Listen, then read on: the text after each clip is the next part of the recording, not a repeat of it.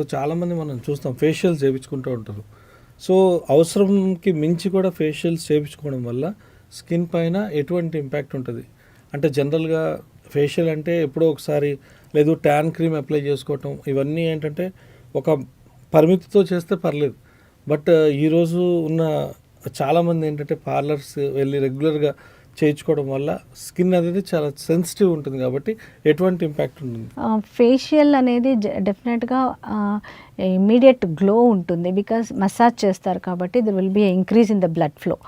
Blood flow increase అయ్యి కొంచెం immediate shine glow వస్తుంది. బట్ చాలామంది ఫేషియల్స్ చేయించుకున్న తర్వాత వాళ్ళు పింపుల్స్ ఎక్కువైపోతాయి. సో చాలామంది ఫేషియల్స్ తర్వాత ఈ స్టీమ్ వల్ల పోర్స్ అన్నీ ఓపెన్ అయ్యి యాక్నీ ప్రాబ్లంతో మా దగ్గరకు వస్తూ ఉంటారు. సో రెగ్యులర్ ఫేషియల్స్ ఏదైనా అకేషన్ ఉంది అంటే ఫర్ ద టెంపరీ గ్లో కోసం ఫేషియల్స్ చేసుకోవచ్చు. బికాస్ ఫేషియల్స్తో ఎలాంటి ఇంప్రూవ్మెంట్, అదేమి స్కిన్కి ఏమి మెడికేషన్ ఏమీ లేదు, ఎలాంటి ఇంప్రూవ్మెంట్ లేదు, రిలాక్సేషన్ ఉంటుంది, టెంపరీ గ్లో ఉంటుంది. సో రెగ్యులర్ ఫేషియల్స్ వల్ల అంటే చాలామంది రెగ్యులర్గా నెలకి 2 times అలా కొన్ని ఇయర్స్ చేయించుకుంటారు. అట్లా ఇయర్స్ చేసుకుంటే స్కిన్ లూజ్ అయ్యే ఛాన్స్ ఉంటుంది. సో అందుకని ఫేషియల్స్ కొంచెం జుడిషియస్గా జాగ్రత్తగా చేసుకోవడం better.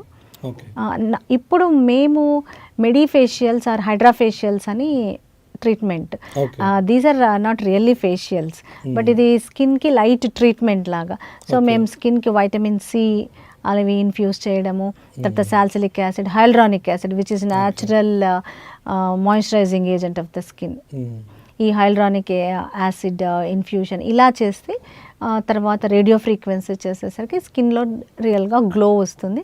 And we're treating the skin also. So మీ శ్రీ స్కిన్ అండ్ కాస్మెటాలజీ క్లినిక్లో ఎటువంటి ట్రీట్మెంట్స్ ఉన్నాయి, అడ్వాన్స్ ట్రీట్మెంట్ మెథడ్స్? మా శ్రీ స్కిన్ అండ్ కాస్మెటాలజీ సెంటర్లో I think almost all the treatments are available, starting from chemical peels, mole excision, electrocautery, తర్వాత laser hair removal, laser toning for the pigmentation, laser toning, tattoo removal, acne scar treatment, PRP చేస్తున్నాము.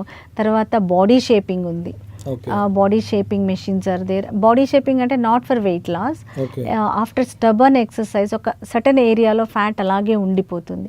So దాన్ని target చేసి బాడీకి అంటే ఒక shape ఎక్కడైతే ఉందో దాన్ని టార్గెట్ చేసి ఆ ఫ్యాట్ని తగ్గించడం. తర్వాత క్రయోలైపోలైసిస్ ఉంది, తర్వాత మెడిఫేషియల్స్ ఉన్నాయి, Botox fillers, everything. Thank you madam for your valuable time. So viewers చూసారు కదా, ఇది సుధావాణి గారితో ఈ యొక్క ఎక్స్క్లూసివ్ ఇంటర్వ్యూ. ఫర్దర్గా మనం మరో ఎపిసోడ్కి వెళ్దాం. Until then keep watching your health. Signing off for today, this is Peddikeshwar. ఇలాంటి ఇంట్రెస్టింగ్ వీడియోస్ కోసం తప్పకుండా మా ఛానల్ని సబ్స్క్రైబ్ చేయండి.